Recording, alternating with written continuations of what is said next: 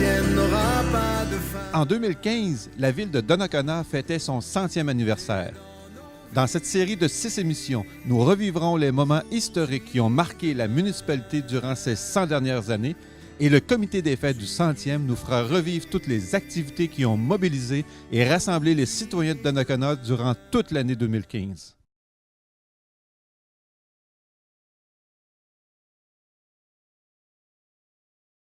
En 1985, le comité de la restauration de la Jacques-Cartier va construire une passe migratoire pour la migration du saumon, ce qui était essentiel pour permettre au saumon de remonter la rivière. Toutefois, en 1998, la passe migratoire est transférée à Cap-Santé suite à la construction d'un barrage électrique. Le développement commercial s'intensifie au nord de la municipalité, en bordure de la route 138, avec l'arrivée de plusieurs nouveaux commerces, comme le Canadian Tower en 1987, le Centre professionnel en 1988, le restaurant McDonald's ainsi que la pharmacie Jean Coutu en 1990.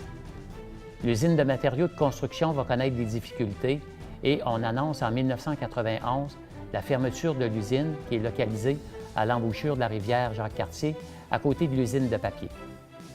La population et les employés de l'usine vont travailler activement pour empêcher la fermeture, mais en vain. La fermeture va occasionner la perte de plus de 100 emplois. La Ville, pour sa part, va inaugurer son parc industriel en 1993 entre la route 138 et l'autoroute 40 afin de diversifier son économie et pouvoir accueillir de nouvelles entreprises. En 1994, Domtar vend son usine de papier à la compagnie Produits Forestiers Alliance. En 1998, les nouveaux propriétaires annoncent en présence du premier ministre, M. Lucien Bouchard, un investissement de 275 millions pour la construction d'une nouvelle machine à papier. L'inauguration de la nouvelle machine numéro 4 se déroule en novembre 2000. Vouée à la fermeture au début des années 90, l'usine possède en ce moment la machine la plus moderne au monde et consolide plus de 400 emplois à Donnacona. En 2001, la Ville donne un coup d'envoi au programme de rénovation des façades des bâtiments du centre-ville. Elle prendra également une orientation très importante en abolissant son corps de police. Le service sera dorénavant assuré par la Sûreté du Québec. Les investissements réalisés et la structuration de la municipalité laissent croire que la municipalité est prête à relever le défi de l'an 2000. Vous savez, des fêtes, souvent, on le dit, une fête de famille, on regroupe les gens, on retrouvailles. Il y a eu des belles retrouvailles, entre autres. Et moi, ça m'a surpris parce que ce soir-là, je suis allé faire un tour du côté des retrouvailles des 4H. Ouais. Et je savais qu'il y avait eu beaucoup de travail et je suis allé prendre des photos, je suis allé faire mon tour comme président. Je m'étais donné comme mandat d'aller voir à peu près toutes les activités. Et je suis arrivé là, il y avait plein de monde, très bien organisé, mais vraiment, là, c'était vraiment bien. Ouais. Vraiment, ça a été une belle initiative d'Isabelle Villeneuve.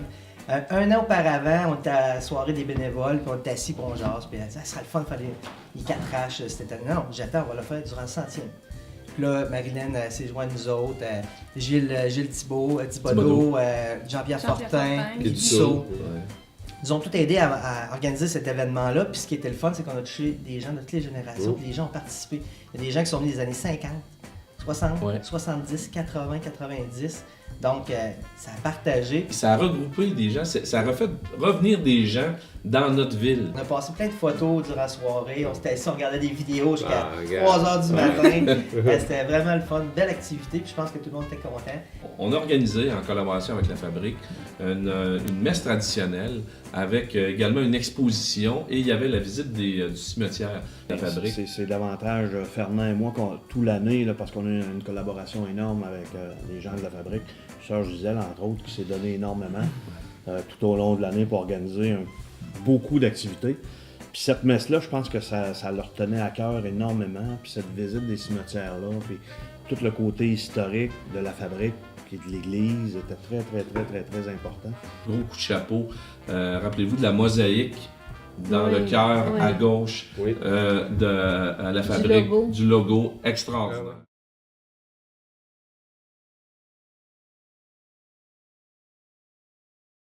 À l'élection de novembre 2002, M. André Marcoux est élu maire et le conseil de ville décidera de travailler à tous les niveaux.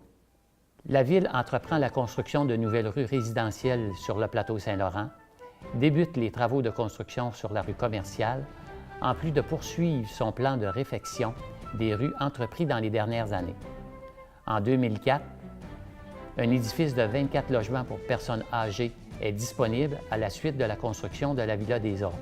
Le secteur commercial va connaître également un moment important par la construction du Tigre géant, de la SAQ, du marché d'alimentation Maxi, de la Caisse des Jardins et également l'agrandissement du commerce Home Hardware et la mise en place d'édifices commerciaux. Plusieurs concessionnaires automobiles décideront de s'établir à Donnacona et ainsi nous allons créer le carrefour de l'automobile. Le parc industriel prend de l'expansion et accueille de nouvelles entreprises. En plus de procéder à l'amélioration des infrastructures existantes, la Ville va investir dans ses équipements de loisirs. La MRC de Portneuf va être choisie pour organiser les Jeux du Québec hiver 2003. Donnacona va jouer un rôle important dans l'organisation des Jeux. En plus d'accueillir plusieurs disciplines sportives et la centrale administrative, la Ville est autre des délégations d'athlètes qui seront hébergés à l'école secondaire de Donnacona et à l'école primaire de la Saumonière. Plus de 750 citoyens de Donnacona vont s'impliquer bénévolement à la présentation de cet événement rassembleur qui connaîtra un succès sans précédent. Le 8 mars 2005, la Ville procède à la nomination de la Maison de la Culture Georges Hébert-Germain en l'honneur de ce grand écrivain natif de Les Écureuils. Au cours de cette même décennie, de nouvelles activités seront présentées dont le Festival du Routier, le Festival d'hiver organisé par la Fondation Lambert, la 25e édition du Festival des pompiers de Portneuf et en 2006, le Festival du blues qui en sera à sa première édition. Un autre dossier préoccupe les jeunes de Donnacona, soit les services de santé. En 2004, la clinique médicale deviendra une OSBL et par la suite, un groupe de médecine familiale. La demande de logement pour les personnes âgées est également une demande importante. Plusieurs de nos personnes âgées doivent quitter la Ville pour pouvoir se loger. La Ville va travailler plusieurs années pour mettre disponible un terrain et un projet va se concrétiser en 2013 par l'avenue du Château Bellevue. Donnacona connaît un début du millénaire très intéressant et un bon développement. Toutefois, une mauvaise nouvelle en 2008 est annoncée, soit la fermeture de l'usine de papier. Cette fermeture aura des répercussions économiques importantes et occasionnera la perte de plus de 250 emplois. Les travailleurs et les autorités municipales travailleront sans relâche afin de sauver l'usine, mais sans succès. Un fonds de diversification de 500 000 $ sera mis en place par le gouvernement du Québec pour aider la Ville à poursuivre son développement. Cette fermeture de l'usine marquera à jamais l'histoire de Donnacona, puisque depuis sa fondation, cette industrie du papier représentait le principal acteur économique qui avait permis à des milliers de personnes de travailler dans leur milieu et d'y fonder leur famille. Cependant, la bonne situation financière de la Ville, par la mise en place de contrôles administratifs, la poursuite du développement résidentiel, commercial et industriel permettront une fois de plus à ses citoyens de se relever de cette période difficile de son histoire. On avait la visite cette année, Sylvain, des visites, c'était bien. Ça tombait bien. Ça tombait bien d'avoir les gens de Jarnac, Oui. avec qui on a un jumelage. Oui, les Jarnacais, à tous les 4 ans, il y a un échange. Ben, en fait, à tous les 2 ans, il y a un échange. Donc, des gens de la communauté ici qui s'en vont du côté de Jarnac. Et 2 ans plus tard, ben, c'est les gens de Jarnac qui s'en viennent ici nous visiter. Donc, eux sont arrivés là, fin juillet, début août. Et ont pu participer à leur façon. On a eu un événement du côté du Parc des Berges où on a jumelé, on a invité les gens de la population à venir participer, bouchette de blé d'Inde, party hot dog. Les gens de Jarnac ont passé 2 belles semaines au cœur de nos activités. Ils ont participé au festival de blues également. Ils voyaient là, les activités qui s'étaient greffées. Donc ça a bien tombé. Là, et tu dis bien tombé. Qu'est-ce qui tombe mieux qu'un 75e en même temps qu'un 100e? Le 75e des Chevaliers de Colomb. On aurait voulu écrire ça à la Fondation de la Ville, mais ça ne pouvait pas mieux tomber. Et ça a été une belle activité, ça aussi. Une belle soirée, presque 240 personnes qui se sont réunies pour cette activité-là. Puis ce qui est le fun, c'est que mon grand-père fait partie des 2 fondateurs des Chevaliers de Colomb. C'est vrai. Fait que c'était un petit peu émotif. J'ai acheté une bouteille de vin qui m'a coûté 100$. Oui. Oui, parce que chaque Il y avait, je pense, c'est 26 bouteilles, Oui, c'était les c'est ça. 26 Anciennes grands chevaliers. Oui, c'est ça. Puis, C'était beaux lié à enchères. aux hein. enchères. Rappelez-vous, lorsque ça fait 25 ans, le Festival des pompiers de Donnacona, les pompiers avaient pris le festival parce qu'ils voulaient, ça a été lancé à Donnacona. Et là, les pompiers ont décidé de le reprendre, mais à cause des fêtes du 100e. Et ça aussi, ça a été une belle activité. Je vais vous dire, Beaucoup d'heures de travail. beaucoup d'heures de travail parce que un festival des pompiers, il y a beaucoup d'activités, mais il y a beaucoup de préparation, mais il y a des jeux, donc ça demande énormément de préparation. Ça a mobilisé les 32-33 pompiers de la municipalité et ça a été une belle fierté pour eux autres aussi. Rien de mieux comme effervescence qu'un gala de lutte. Ça faisait partie de l'histoire de Donnacona, les galas de lutte. Tout à fait. Puis là, on avait la chance d'avoir 2 promoteurs qui en font des galas depuis quelques années dans une autre municipalité ici autour, qui avaient suffisamment de contacts pour avoir quand même des lutteurs de renom. Là. Oui, on avait des gens ouais. du New Jersey, on avait des gens de la Floride, des lutteurs, rappelons-nous. Là. Ça a été une belle activité. On a eu beaucoup de plaisir. Des athlètes professionnels. Toute bonne chose à une fin. Et là, ça a été la messe traditionnelle. Parce que rappelez-vous, on s'était dit, on part fort, mais on finit comment? Messe de Noël traditionnelle. Il y Et avait du encore monde à là, la messe. il y avait du monde à la messe. La première remarque que le curé a fait quand il a pris la parole, c'est j'ai jamais vu l'église Aussi rempli. aussi remplie. Ouais. Les gens ont beaucoup apprécié aussi l'accueil qu'on leur a fait. Oui, Oui. tout à fait. Parce que tout le monde qui rentrait avait passait comme Poignée une de main. chaîne de poignées de main par nous autres. Et Ouais. ça, tu vois, les gens étaient un peu surpris Ouais. de l'accueil et agréablement surpris. Impressionnés. Oui, c'est Ouais, ça. ouais, Exactement. Puis pour nous autres, c'est une façon de dire merci à la population.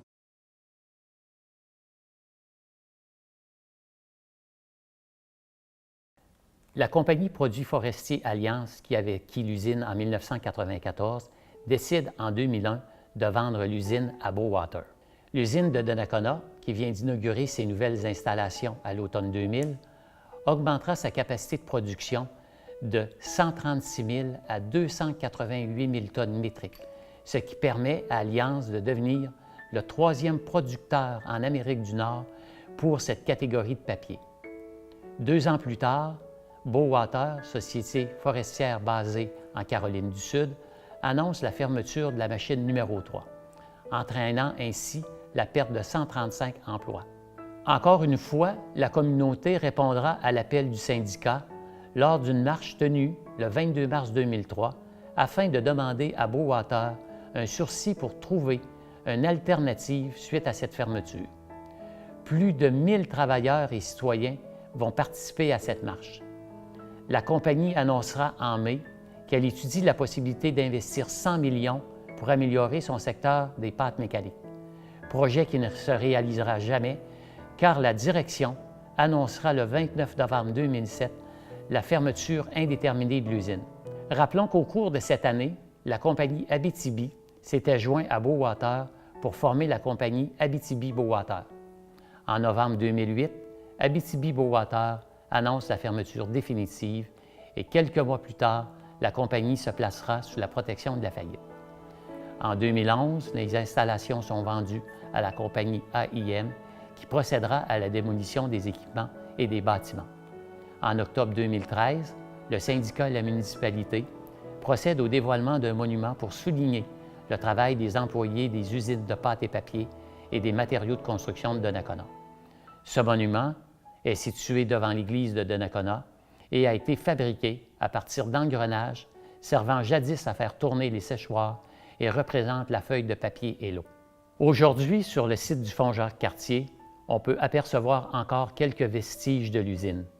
Mais rapidement, la végétation reprendra ses droits et près d'un siècle d'histoire ne sera plus qu'un souvenir pour cette communauté qui a vu le jour grâce à son usine de papier. La quantité d'activités qu'on a eues, au-dessus de 60 activités, on est allé toucher tous les créneaux dans la population. On est allé intéresser tout le monde au lieu d'avoir une ou deux grosses fêtes, puis finalement, on va chercher juste 200 personnes. C'est comme ça que les gens ont pu apprécier les fêtes et c'est comme ça qu'ils nous disent merci aussi parce qu'ils sont sentis interpellés de façon plus personnelle en faisant ça. Rappelons-nous qu'on avait dit, on va impliquer les organismes. On avait fait un appel, je me rappelle, pendant près de 2 ans, j'allais au Gala des bénévoles, à toutes les activités de la ville. On faisait la promotion pour inviter les gens mais moi, je lève mon chapeau aux employés de la ville. En plus du day-to-day, comme on dit, là, en plus du travail quotidien, ben là, il y avait tout ça qui se rajoutait. Puis, entre autres, le département des loisirs de la culture, le département des travaux publics, ils ont été mis énormément en contribution là, ouais. pendant l'organisation, puis le montage, le démontage, puis bon, des changements de dernière minute, hein, on le sait tous.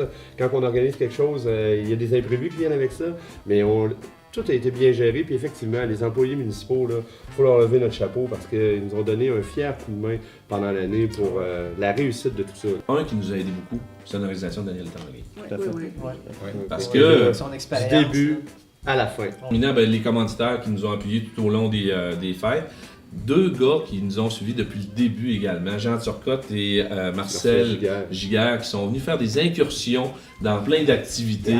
Ils ont commencé le 31 décembre avec sur écran. Donc, écoutez, moi, tout ce que j'ai à vous dire, c'est merci. Puis, on va se voir au 200e. Finalement, on est arrivé à la fin de ça, ça a été un sprint, là. Puis on a quasiment un blues de ça quand même, là, parce que ça a été intense. Là, ça fait 4 ans là, qu'on s'est vu au-delà de 50 réunions là, que j'ai compilées, là, qu'on a fait depuis le 2012 en fait. Et la population a embarqué, les gens d'affaires ont embarqué, les commanditaires, la population. On a eu des bénévoles. Oui, des bénévoles. Écoutez, tout a été au rendez-vous. Je pense qu'on peut vraiment dire mission accomplie.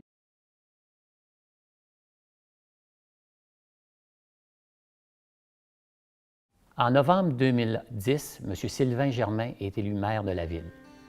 Et ce dernier veut poursuivre le développement de la ville commencé au début des années 2000.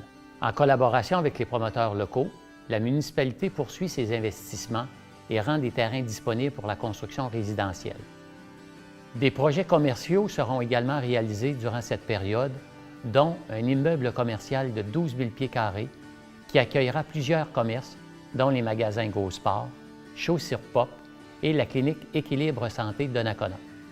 Une nouvelle station-service Ultramar sera également construite à l'intersection de la route 138 et du 2e rang. Afin d'améliorer l'efficacité des interventions du service des incendies, la municipalité fait l'acquisition d'une autopompe équipée d'une échelle de 100 pieds. En partenariat avec la commission scolaire de Portneuf, la Ville investit plus de 450 000 $ dans la rénovation de la bibliothèque localisée à l'école secondaire de Donnacona. La réfection du parc de l'école primaire de la Saubonnière, le sentier du parc Grand Ruisseau, l'aménagement d'un parc canin et la plantation d'arbres et arbustes dans différents parcs sont d'autres projets qui sont réalisés par la Ville. Le sentier piétonnier et cyclable au sud de la route 138, entre les secteurs résidentiels du plateau et de la rue de l'Église, sera également réalisé en 2011.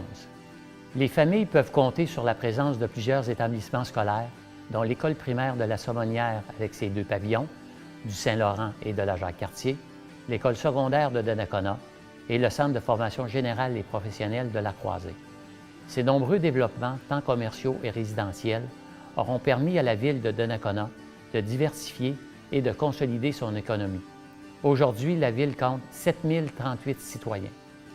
Durant ce siècle, le travail et l'entraide des citoyens d'hier et d'aujourd'hui auront permis de construire ce qui est devenu la ville de Donnacona.